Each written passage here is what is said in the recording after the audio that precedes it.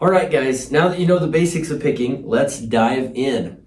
There's 3 Lego pieces, if you will, to picking that we're going to go over, and every picking pattern that I've come across uses 1, 2, or all 3 of them.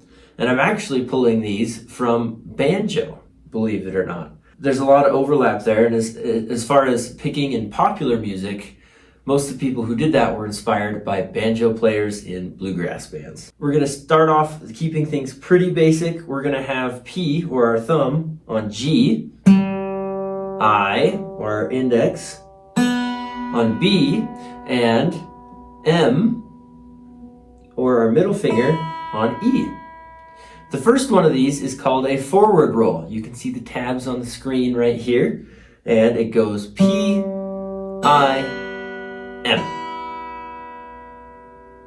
P, I, M. Let's try it just playing some quarter notes with the metronome. 1, 2, ready, and P, I, M.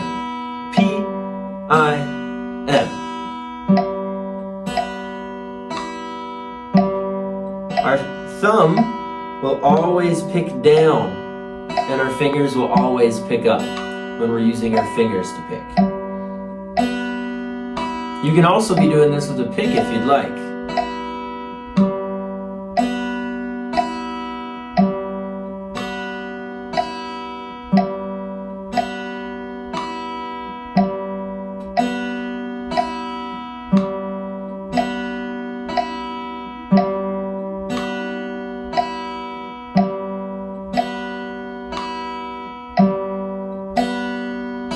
Good work.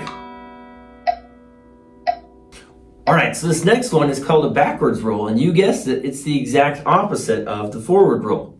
And it's going to go M, I, P. M, I, P. Let's try this with just some quarter notes with the metronome. 1, 2, ready, and M, I, P. M, I, P.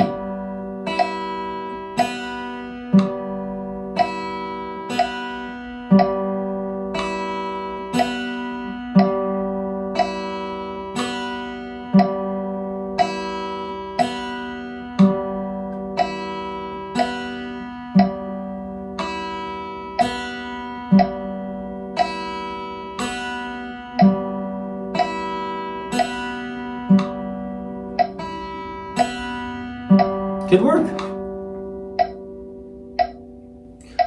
Now, before I show you the third one, the alternating roll, I want to show you how the forward and the backwards rolls actually would work in a tune. Because most of the time we're not using 3 strings.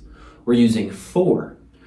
And it doesn't matter what kind of chord it is, whether it's a 4-string chord like D or F major 7, 5-string chord like C or A minor, or a 6-string chord like G or E minor. Our thumb is going to handle the lowest note, and then our other 3 fingers are going to handle those bottom 3 strings. So with the forward roll, it'll be exactly like this. So let's start off with an F major 7 chord. We'll go P, I, M, A over and over again. We can extend that forward roll out. The idea is that we're going from the lowest string to the highest sounding string. If you're not playing with me by now, go ahead and join in. We're just going to keep it nice and slow.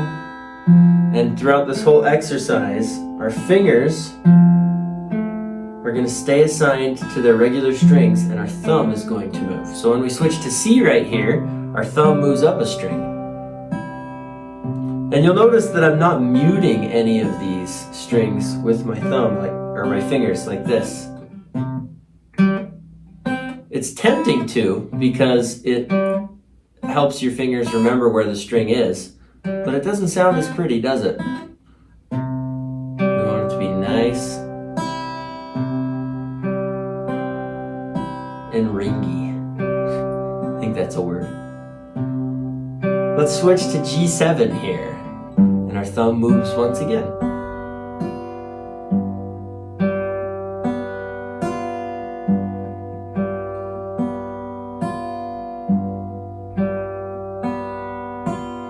Good. Let's try some key of G stuff with a backwards roll. So it's the exact opposite. Let's start with the D chord.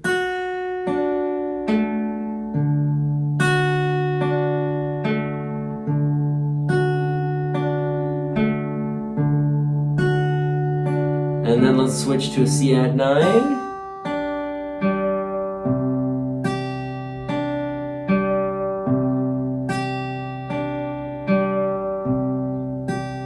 And finally, a G.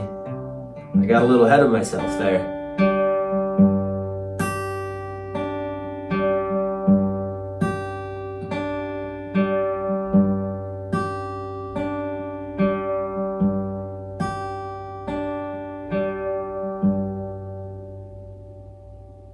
Great work so far. All right, this last one is called an alternating roll. And this one is probably the most complex of the three. What we're gonna do, let's head back down to just our bottom 3 strings and these 3 fingers. And we're gonna play P, I, P, M. P, I, P, M. Let's try this one with the metronome. 1, 2, ready, and P, I, P, M.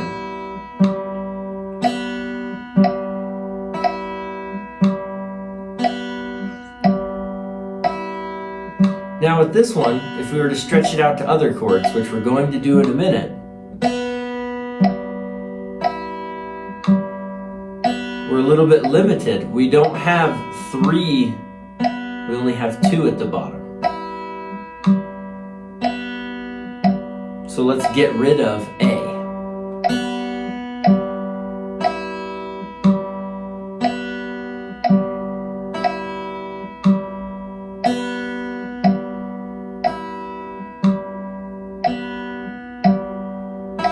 Great work. I'm going to shut this metronome off for just a second. We're going to take it a little bit slower. Let's go with the C chord. And so we're going to have P on the A string, making that noise. We're going to have I on G, and we're going to have M on B, just like normal. And we're going to go P, I, P, M.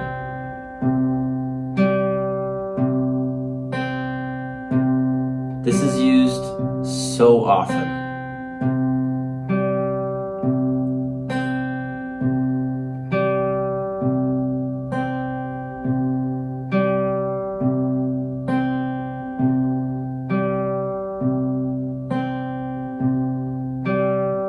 Let's switch over to F.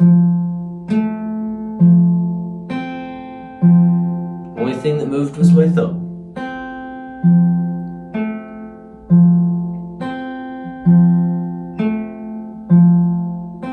Let's go to G7.